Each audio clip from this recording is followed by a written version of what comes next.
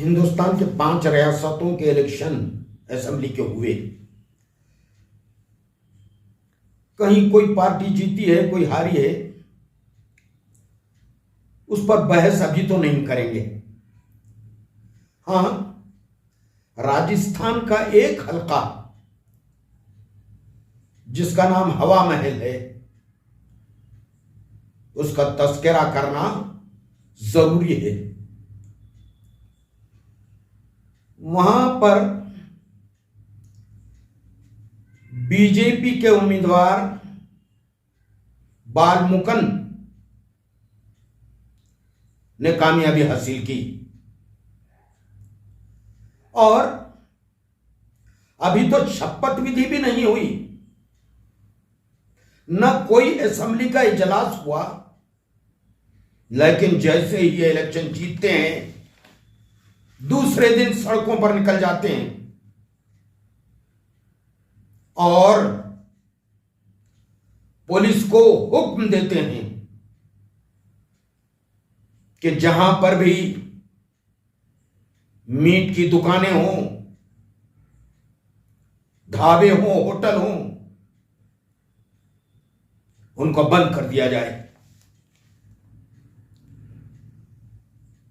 इनसे उम्मीद की भी क्या जा सकती है? बीजेपी का उम्मीदवार, वो भी अपने आप को संत कहने वाला उम्मीदवार, योगी की तरह, उससे उम्मीद क्या की जा सकती है? अभी अभी तो इलेक्शन हुए, इनको तो चाहिए था कि किस तरह बेरोजगारी का खात्मा हो, किस तरह महंगाई पर काबू पाया जा सके। दूसरे दर्जन भर मसाइल सामने खड़े हैं, उस पर बहस नहीं। लोगों ने तो ये सोचकर वोट दिया होगा ना कि उनकी भलाई के काम ये करेंगे, लेकिन उन्होंने सारे मसाइल को पसे पुछ डालकर सिर्फ मुसलमानों को तबाह करने का ऐलान किया है। और ये हैरत की बात भी नहीं है।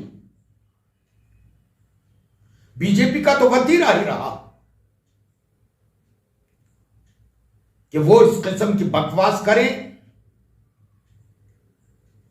और फिरका परस्ती की हिम्मत अफजाई करें।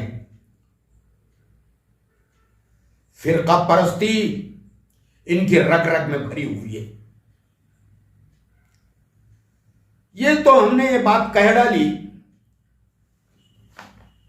ये बालमुकुंद सन्यासी की। आओ, ये इनकी कामयाबी, इसके पीछे किसका हाथ रहा है? इनकी जीत सिर्फ 500 वोट से हुई, सिर्फ 500। और कांग्रेस का उम्मीदवार 500 वोट से हार गया। ऐसा क्यों हुआ? तो शर्म आती है बात करने की। ये जो कुछ हुआ हमारी अपनी जमात की वजह से हुआ। वहां पर एआईएमआईएम ने भी अपना उम्मीदवार खड़ा कर दिया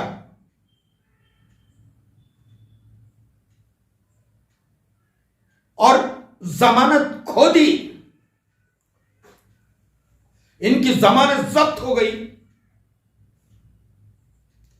पता नहीं असदुद्दीन अवैसी हवा महल में कौन सा हवाई किला बनाने की फिक्र में थे।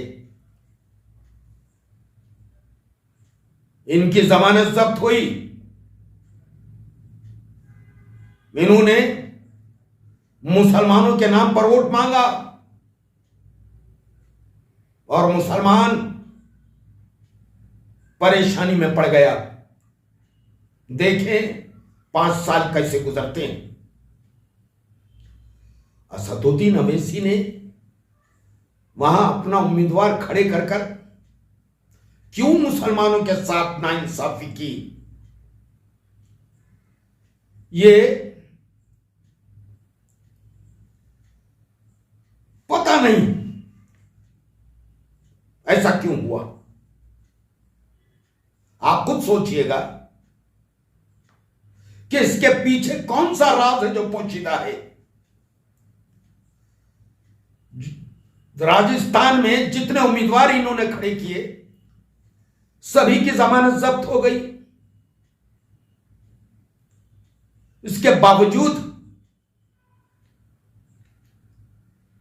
इनका यह कहना कि यह मुसलमानों की जमात है और मुसलमानों की फलाह के लिए सोचती है, कितना सही कितना गलत, इस पर आप खुद गौर कर लीजिएगा। रहा बीजेपी का मामला, तो फिर इनके एमएलएज हों या मेंबरान पार्लियामेंट, इनकी एक बड़ी तादाद फिरका परस्ती की इसी बीमारी में मुब्तला है। और जो कुछ ये हवा महल में हुआ है उस पर ताज्जुब करने को भी जी नहीं चाहता। ये तो इनकी आदत ही है। लेकिन उन बेचारे मुसलमानों का क्या कसूर है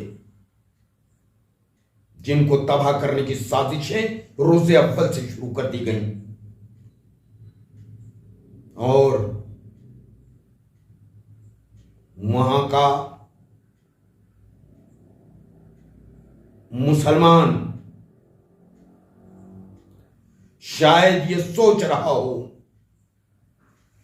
कि लोग कांटों से दामन बचाकर चलते हैं, हमने फूलों से जख्म खाए हैं, तुम तो खैरों की बातें करते हो, हमने अपने भी आजमाए।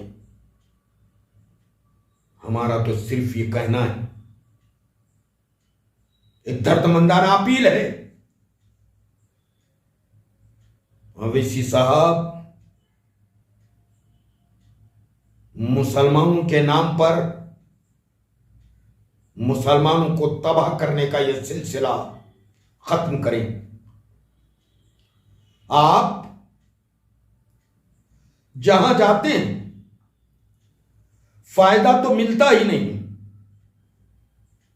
आपकी डिपॉजिटें जब्त होती हैं।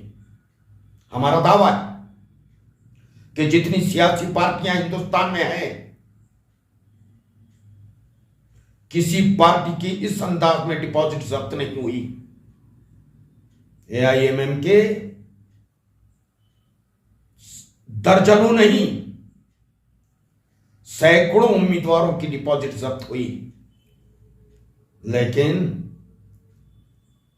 पता नहीं क्या वजह है, इतनी जिल्लत उठाने के बावजूद भी ये अपनी नापाक कोशिशों से बाज नहीं आते।